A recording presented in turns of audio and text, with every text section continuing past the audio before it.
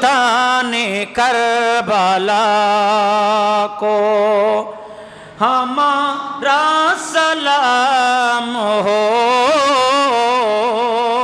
सुल्ताने Karbala को हमारा सलाम हो, जनाने मुस्तफा को, जनाने मुस्तफा को हमारा सलाम हो, सुल्ताने करबला को। अकबर से नौजवाबी रंग में हुए शहीद, हम शक्ल मुस्तफा को, हम शक्ल मुस्तफा को हमारा सलाम हो, सुल्ताने करबला को हमारा सलाम हो, जनाने मुस्तफा को हमारा सलाम हो। अल्लाहुम्मा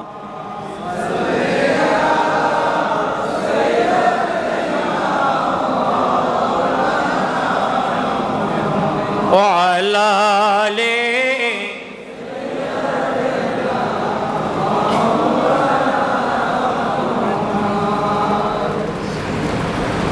जिक्र ताज़ीम करबला अथवा ताज़ीम जिक्र करबला,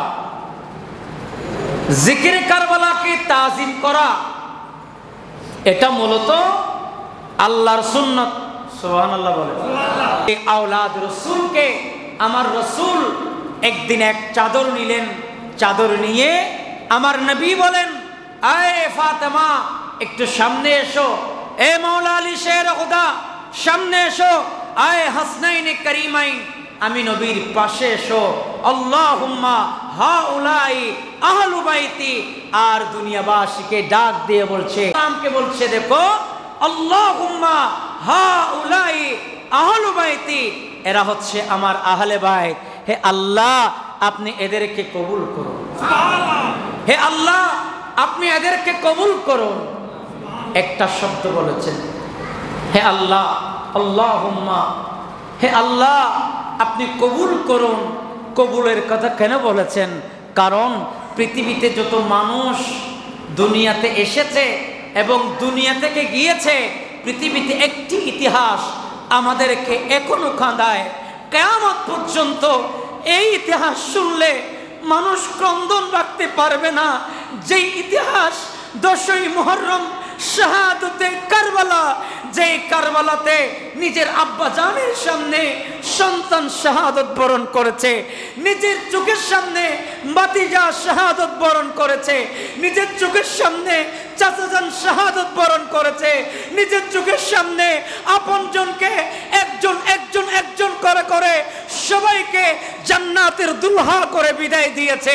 এমন ইতিহাস পৃথিবীতে নজিরবিহীন। কথা বলেন ঠিক কিনা? এজন্য ইমামে আলে মাকামের জিকির করা, জিক্রে শাহাদতে কারবালা, তাজিমে জিক্রে কারবালা, এটা অত্যন্ত গুরুত্বপূর্ণ। মওলা আমাদেরকে এই গুরুত্ব বোঝার তৌফিক দান করুক। আমিন। আরেকটু জোরে বলো আমিন। তাহলে তাজিমে জিক্রে কারবালা, কারবালার মাহফিলকে তাজিম করা, বলেছিলাম সর্বপ্রথম তাজিমের শিক্ষা দিয়েছেন রব্বুল আলামিন। এখান থেকে একটা সবক নিয়ে যান। যেসব মিম্বরে, আচ্ছা বাংলাদেশে এমন কোন মসজিদ আছে যে মসজিদের মধ্যে যে মুহররম মাস নাই? মানে মাসটা 12 মাসটা প্রত্যেক মসজিদের জন্য, প্রত্যেক এলাকার জন্য, প্রত্যেক জায়গার জন্য, ঠিক না বেঠিক? কিন্তু কিছু কিছু ভাড়া দেখবেন, কিছু কিছু মহল্লা দেখবেন যেন তারা নিজেরাই জানে না এটাতে শাহাদতে কারবালার মাস।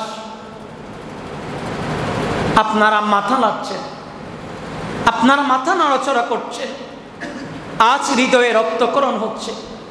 তারাও তো আমাদের মতো মুসলমান।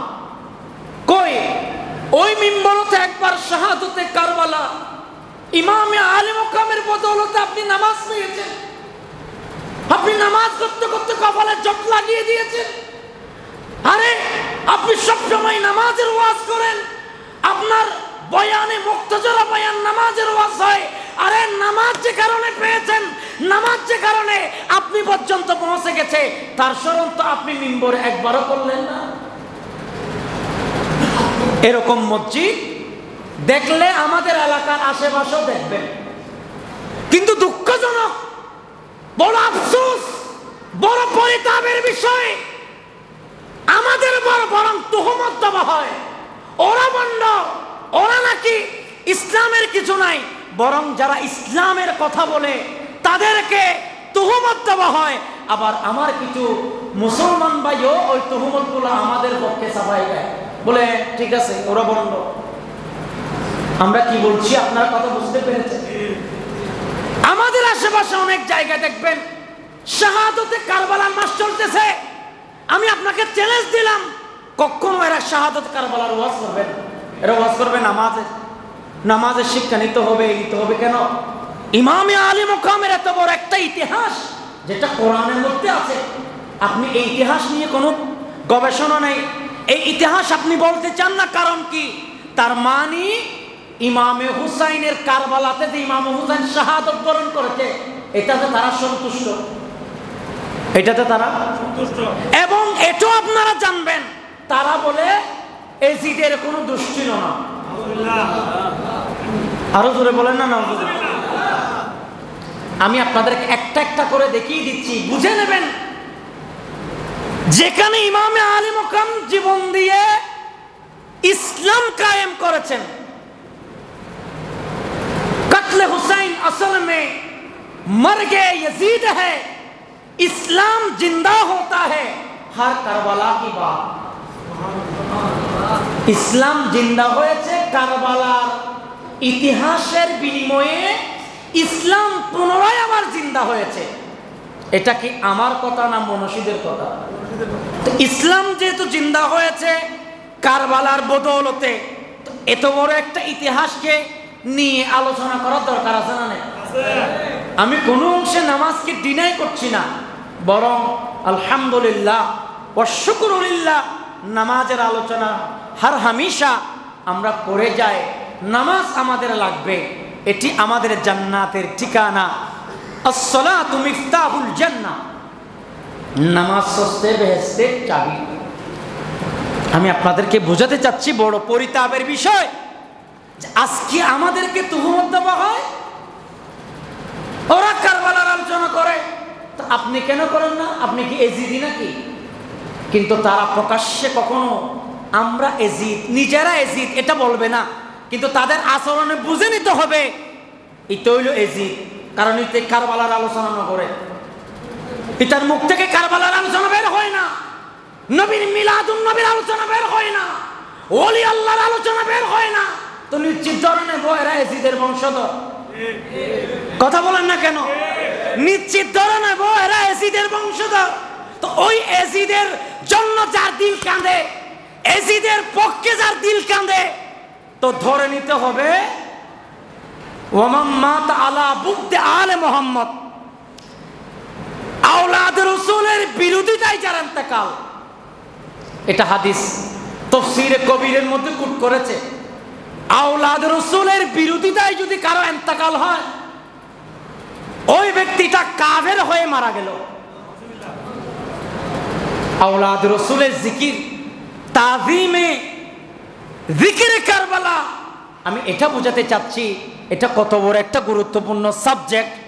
কিন্তু আমাদের দেশে আপনারা দেখবেন কারবালা আসলে কিছু মানুষ আলহামদুলিল্লাহ অনেক হৃদয় বিদারক হয়ে যায়, রোজা রাখে। কারবালা আসলে 1 থেকে 10 তারিখ পর্যন্ত অনেকে রোজা রাখতেছে। কারবালা আসলে অনেক মাহফিল করছে, কারবালা আসলে অনেক জিকির আজকার করছে, দরুদ পড়ছে, এটাই হচ্ছে কারবালার শিক্ষা। একটু জোরে বলুন সুবহানাল্লাহ। আল্লাহুম্মা সাল্লি মাওলানা ওয়া আলা আলি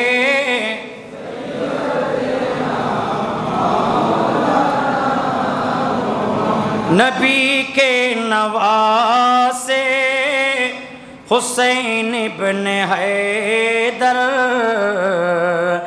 लड़कपन का वादा निभाने चले। नबी के नवासे हुसैन इब्न हैदर लड़कपन का वादा निभाने चले। सोए करबला सोए करबला 72 को लेकर रज़ाए खुदा सर कटाने चले हैं। अल्लाहुम्मा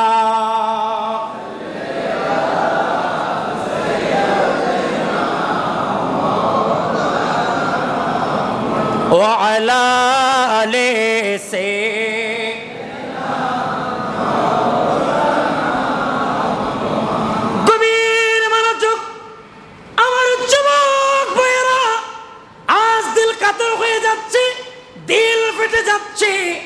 এজন্য কারণ কারবালা আসলে ইসলামের অনেক ইতিহাস আমাদেরকে স্মরণ করিয়ে দেয়।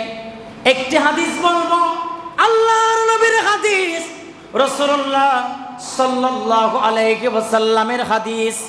এটি হযরতে আব্দুল্লাহ ইবনে আব্বাস, যিনি রাইসুল মুফাসসিরিন, তফসির কারকদের ভেতরে সর্বশ্রেষ্ঠ তফসির কারক আব্দুল্লাহ ইবনে আব্বাস এই riwayat বর্ণনা করেছে। সুবহানাল্লাহ। মানে এই riwayat সহি, এই riwayat যেটা আব্দুল্লাহ ইবনে আব্বাস বর্ণনা করেছেন, জিবাই আন নবীর যুগত সাহাবী আছেন। সুবহানাল্লাহ। জিবাই নবীর যুগত কোরআন শরীফত তফসির করতে সুবহানাল্লাহ নকইবে। এবার তো বড় তফসির কারক আর আছে না? এরকম একজন তফসির কারক হযরতে আব্দুল্লাহ ইবনে আব্বাস রাদিয়াল্লাহু তাআলা তিনি বলেন, ক্বালা কাদিমান নবী সাল্লাল্লাহু আলাইহি ওয়াসাল্লাম ফাওয়াজাদা আল ইয়াহুদা ইয়াসুমুনা ইয়াওম আশুরা। সুবহানাল্লাহ। নাউযুবিল্লাহ বলতে হবে। আশুরার দিন আসলো, আমরা দেখলাম ইহুদিরা রোজা রেখেছে। ইহুদিরা কি রেখেছে? ইহুদি মাঝে মধ্যে রোজা রাখে, আপনারা জানেন না? আমাদের অনেক সনাতন ভাইয়েরও রোজা রাখে। কিন্তু আপনি আশ্চর্য হয়ে যাবেন, ইসলাম ধর্ম কি সুন্দর! আল্লাহু আকবার কবীরা। রোজা মানে আপনি পানাহার থেকে, স্ত্রী সম্ভোগ থেকে, গুনাহের কাছ থেকে, আপনি সুবে সাদিক থেকে সূর্য অস্ত পর্যন্ত এ ধরনের কোনো কাজ করা যাবে না। ইসলামের বাইরে যারা ইহুদি, এদের ধর্ম কি জানেন? এদের ধর্ম হলে বলে ভাত খাইতে পারতো না, মুড়ি খাইতে দিব। এ মাতো না কি খাইতে দিব? মুড়ি খাইতে দিব, দানা খাইতে দিব, মুখ খাইতে দিব। আমি কাউকে কটাক্ষ করছি না, আমি আপনাকে বোঝাতে চাচ্ছি ইসলাম কত কত বড় একটা ধর্ম, ইসলাম কত বড় একটা সুন্দর ধর্ম, যে ইসলাম আমাদেরকে শিক্ষা দিচ্ছে আপনি রোজা রাখবেন, মাঝখানে মাঝখানে আপনি মুড়ি খাইলেন, এটা কি রোজা হইল? মাঝখানে মাঝখানে আপনি দানা খাইলেন, মাঝখানে মাঝখানে আপনি পানি খাইলেন, এবার কি রোজা না নাকি আর কি? তাহলে এখান থেকে বুঝে নেন যে ইসলাম এটি আমাদেরকে অনেক সহজ একটি ধর্ম, যে ধর্ম আমাদেরকে শিক্ষা দিয়েছেন সুবে সাদিক থেকে সূর্য অস্ত পর্যন্ত পানাহার থেকে বিরত রেখে রোজা রাখা। তা আমি ইহুদিদের দিকে কেন গেলাম? হাদিসে আছে ইহুদিদের কথা। কি আছে? ফাওয়াজাদাল ইয়াহুদা ইয়াসুমুনা ইয়াওম আশুরা। কিছু মানুষ দেখলাম আশুরার দিন রোজা রেখেছে। তো ফাসালাহুম আন যালিকা, তাকে প্রশ্ন করা হলো তুমি এটা কোথায় পেয়েছো, কেন রেখেছো রোজা? তিনি বললেন ফাকালু ইন্না হাযাল ইয়াওমা আযহারাল্লাহু ফীহি মূসা আলাইহিস সালামকে আল্লাহ আমাদের কাছে দিয়েছেন, মূসা নবী এটা আমাদের জন্য আল্লাহর পক্ষ থেকে বড় নিয়ামত, তো মূসার উপরে সন্তুষ্ট হয়ে আমরা রোজা রাখছি। তার মানে মূসা আলাইহিস সালামকে ইহুদিরা মানে বনি ইসরাইল, এই বনি ইসরাইলরা মূসা আলাইহিস সালামের আগমন উপলক্ষে এরা আলা কওমে ফেরাউন, বনি ইসরাইলের ফেরাউন গোত্রের লোকেরা এরা বলছে আমরা এই কারণে রোজা রাখি। তখন ফানাহনু নাসুমাহু তাযীমান লাহু ফাকালা নবী, আমার নবী তখন বললেন আমি আশুরা কিভাবে আসলো সেটা আপনাদেরকে বলছি, তাযীমে যিকরে কারবালা কিভাবে আসছে সেটা আপনাদেরকে বলছি। আমার নবী বলেন ফাকালা নবী সাল্লাল্লাহু আলাইহি ওয়াসাল্লাম নাহনু আউলা বিমূসা মিনকুম, এ ইহুদিরা তোমরা মনে করেছো মূসা আলাইহিস সালাম তোমাদের, জেনে রাখো মূসা কালিমুল্লাহ, ইনি তো আল্লাহর প্রেরিত নবী। আল্লাহ এই দিন ইসলামকে জিন্দা করবেন, জিন্দা করেছেন, কিয়ামত পর্যন্ত জিন্দা করবেন নবীদের মাধ্যমে। আমি নবীর আগে অনেক নবী দুনিয়াতে এসেছেন, লক্ষ লক্ষ নবী দুনিয়াতে এসেছেন, আর মূসা তো সবচেয়ে আপন হলো আমাদের। আমার নবী বলছে ইহুদিরা তোমরা তো ঈদ পালন করতেছ, জেনে রাখো তোমরা তো জানো না আসল ইতিহাস, মূসা আলাইহিস সালাম উনি তো আমাদের নবী। ইহুদিরা বলে এটা কি বললেন, উনি তো আমাদের নবী। আল্লাহর নবী বলেন না, শোনো নাহানু আউলা বিমূসা মিনকুম, আহা তোমরা তো জানো না আসল ইতিহাস। আসল ইতিহাস হচ্ছে মূসা আলাইহিস সালাম সবচেয়ে আপনজন হচ্ছে আমাদের, কারণ আল্লাহ এই জমিনে নবীদের মাধ্যমে দিন কায়েম করেছে। আমার নবী বলছেন আমারা বিসম, আমার নবী তখন রোজা রাখার নির্দেশ দিয়েছেন। সুবহানাল্লাহ বলেন, আশুরা রোজা রাখার নির্দেশ দিলেন। ওয়াকাদ ওয়ারাদা ফি ফাতলে আশুরা, আশুরার দিন রোজা রাখার নির্দেশ দিয়েছেন, কারণ ইহুদিরা রোজা রাখতো 10ই মুহররম। কোন মুহররম? আমার নবী বলেন আমরা যেহেতু মুসলমান এবং ইহুদিদের সাথে কখনো মানে রীতিনীতিতে এক হতে পারে না, তো আমাদেরকে কি করতে হবে, হয়তোবা 9-10 অথবা 10-11 অথবা 1 মুহররম থেকে 10 মুহররম। আমি কয়টা রওয়ায়াতের কথা বললাম? 3টা। কয়টা রওয়ায়াত? গত জুমায় আমি আশুরার রোজার উপরে পর্যাপ্ত পরিমাণ কিতাবের আলোকে বুখারী, মুসলিম, তিরমিজি, নাসাই কোন কোন কিতাবে আশুরা রোজার কথা আছে সেটা আমি আপনাদেরকে বলে দিয়েছিলাম। তারপরও আবারও বলছি এজন্য যেহেতু তাযীমে যিকরে কারবালার মধ্যে এটি পড়ছে, তাহলে আপনারা একটা মাসালা জেনে নিলেন যে অনেকে আমাদেরকে বলে হুজুর আমি কি রোজা একটা রাখলে পারবো, এরকম অনেক ভাইরা আমাকে প্রশ্ন করেছে। কারবালার মাসে আল্লাহ রসুল বলেছেন যে তোমরা 10ই মুহররম একটা রোজা রাখবে না, বরং পারলে 10 তারিখ সাথে 11 তারিখ আরেকটা রাখবা, মোট কয়টা? 2টা। অথবা 9ই মুহররম এবং 10ই মুহররম কয়টা? 2টা। তাহলে হয়তোবা এদিকে মিলাতে হবে, নয়তোবা ওদিকে মিলাতে হবে। সর্বোপরি কথা হচ্ছে ইহুদিরা রোজা রাখে একটা, মুসলমানেরা রোজা রাখে 2টা। তার মানে এতে করে ইহুদিরা আর দাবি করতে পারবে না এটা আমাদের রীতি, মুসলমানেরা চুরি করেছে, মুসলমানেরা আমাদের থেকে দেখে পালন করতেছে। আল্লাহর নবী বলেন সেজন্য আমি আমার উম্মতদেরকে বলে দিয়েছি তারা যেন ওই কারবালার মাসে 2টি করে রোজা রাখে।